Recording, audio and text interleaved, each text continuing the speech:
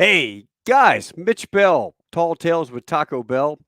Listen, this is just kind of I just finished doing a podcast with a good friend of mine, and something else has come up. I've got a little bit of an adventure. If you can see behind me, up over my shoulder, I have a bunch of little bottles, and the bottles, that's my collection of sand. I started collecting sand when I went to Iwo Jima, the Battle of Iwo Jima. All Marines always run down to the beach, and the first thing you do is get a big, like Gatorade bottle full of sand, take it back with you. It's probably, I still have about this much. It's my prized possession, that bottle of sand. And over the years, I've given out so much of it to friends who never had the opportunity or afforded the opportunity to visit the island. Just something that means so much to us as Marines. The other thing I started collecting was sand from Okinawa and Guadalcanal and different places.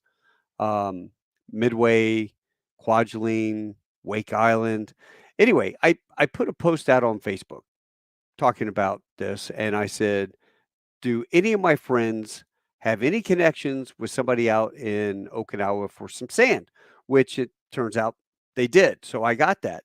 But I also got a private message from a good friend of mine, Mark Scholer, who's a fellow KC-130 pilot with me, Delta pilot, and Mark was on Iwo Jima for the 50th as well as myself.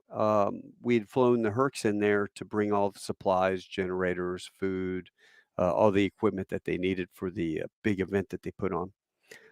It My request sparked something in the deep recesses of Mark's memory, and his call sign is Mutant. And Mutant goes, "Taco, I've got some sand from Iwo Jima somewhere, but not only do I have the sand, I remember I found a dog tag when I was walking around the island. Um, this dog tag that he found, as a matter of fact, um, let me pull this thing up and show you. It's pretty incredible just to be able the fact that as he was by the base of the mountain, he happened to catch a glimpse, a glint of something that off the corner of his eye, and he picked up this dog tag literally sitting there in the um, sand, and he brought it back. And he always wondered, was this a dog tag of someone who died on the island? And there you can see a picture of that dog tag. Well, it took about 2 weeks because you got to figure after PCSing from Okinawa back to the States to his different duty stations, that stuff all kind of got lost in transition. After 2 weeks of searching, he found that dog tag in his uh, stuff that he brought back. And I have the coolest news. We're going to do a podcast on this, but I called up my buddy Zach Fike, who runs Purple Hearts Reunited, uh, do returns all across the country for Lost Valor, Purple Hearts, or any medal or anything. I mean, even this counts. I said, Zach, could you do me a favor? Do you think you can try to track this family down? And within a day, Zach not only tracked the family down, but gave me the phone number to his son. And his son lives outside of Atlanta, directly east. As a matter of fact, he's up by my buddy Jake Raby's place. So when we do this return, I think we're going to do it at a Marine's place, and you guys will all be included. We'll have you guys on it, but it's just a really neat deal. Turns out that his dad was not a Marine.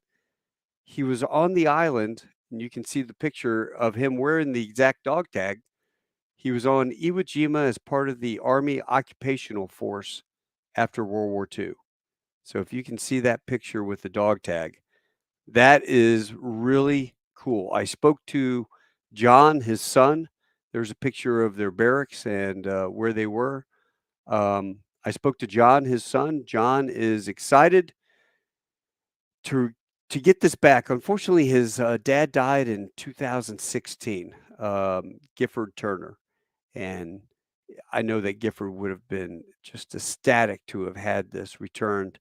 But once again, we didn't have the ability to track people down back in 1995 like we do now. And what's funny is how serendipitous this was. The fact that I asked for sand, it jogged a memory. Mark went and spent 2 weeks looking through boxes up in his attic of old stuff that he had to find that. And within a day, Zach Fike got the family located, and John will be reunited with this artifact that his dad lost in 1946 on some war torn island. Horrible battle that the Marines fought there, and he happened to be there afterwards. And so to get it returned 80 some years later, pretty damn cool in my book. So, you guys, I just want to let you know that that will be coming up. Also, I've got some interviews in the can that I'm going to populate here very soon. I've got some great guests coming up. I hope you enjoy it. Do me a favor, hit the like, share, tell your friends. Tall Tales with Taco Bell. I don't monetize this channel. Screw YouTube. Um, my whole thing is if somebody enjoys it, and I hope they do, they get something out of it, they enjoy it, great, hit like. That's my payment enough. I make enough money as an airline pilot that I don't need those guys telling me I'm not able to monetize or do anything because my broadcast contains the word war, Marine, Iraq, Afghanistan, World War II, blood, bodies, whatever they deem as something that people shouldn't even see. So, that being said, come join me. We're going to have this going. If you guys have any questions, you got me on the line right now. And, oh, hey, look at this. I was just on a plane with Mark, and he told me the story about finding the dog tag. Well, guess what? We have yeah, Mark, I believe he's over in Japan right now, but, we have the dog tag, and it's gonna get returned to the family, and I know people out there collect, things. There are collectors of things. I collect all sorts of weird stuff that means a lot to me, but like a medal that had somebody's name on it or the dog tag, I'm not gonna keep that. I'm gonna make sure I return it to the family. No offense against collectors. They can do whatever, but I can tell you from the giving end of it, the family is just ecstatic over the find. I mean, it's always kind of amuses me when Zach contacts a family. He'll say, "Hey guys, look, I'm Zach Fike, Purple Hearts Reunited. We have a lost dog tag that belonged to your father. Please contact us. It was found on Iwo Jima." Well, first the wife is thinking, "Oh, this is some sort of scam. They're trying to get money or whatever." And then the son goes, "Well, wait a minute. Dad was on Iwo Jima. Let's call this guy back and find out what happened." And sure enough, here we go. We find out about Clifford running away from Arkansas from his family, joining the army, making it over there, but too late, and being part of the occupational forces on an island.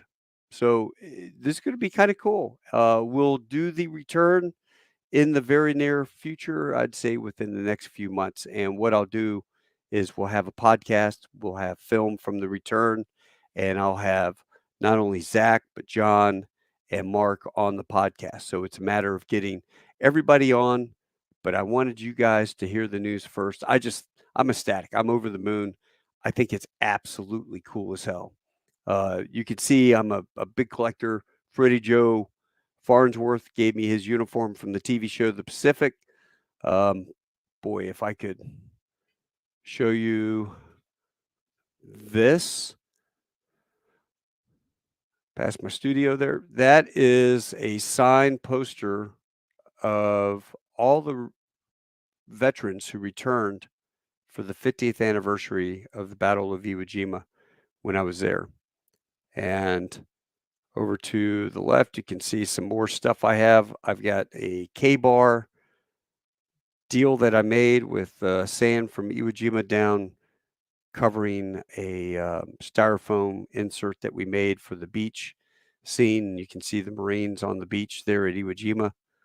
But that poster, I told my wife, when I die, don't sell my crap for $1 at a yard sale. I think out of all the stuff I own, that probably would be one of the items that perhaps the Marine Corps Museum would like to have in their possession, because I guarantee you there is not another map like that from the 50th anniversary. And if there is, I don't know about it. They might have done it at another one, but I went to the Intel Geeks and I said, "Hey, do me a favor, laminate the map for me." And then I took and I had all the vets that were there sign it and check it out. So kind of neat. They all wanted to get their names put where they were wounded. And I said, no, if we did that, it would be right here or it'd be over here. And that just didn't work out. So when we talk about the cool stuff that we have, I would say that when most Marines come to my house, I bring them up to the man cave. They get a giggle out of my Star Wars stuff. But when I show them the Iwo Jima map signed by all the vets, that really resonates with a lot of people. This dog tag is going to be fun. We're going to have a lot of fun with it. And it's just makes me feel good that we're going to be doing something fantastic, returning this dog tag to the family. I know John's looking forward to it. And I sure wish, Gifford was still alive. That would be even a hell of a better story. But can't thank Mark Scholer enough for spending the 2 weeks that he did finding this. And I know stuff just, you forget about it. And that request happened to jog Mark's memory. Fantastic. You guys have a good one. Adios. Hasta luego. Until I see you again next week, you all have a fantastic rest of your weekend. I got to go back out and finish pulling weeds out of the yard. Until then, take care.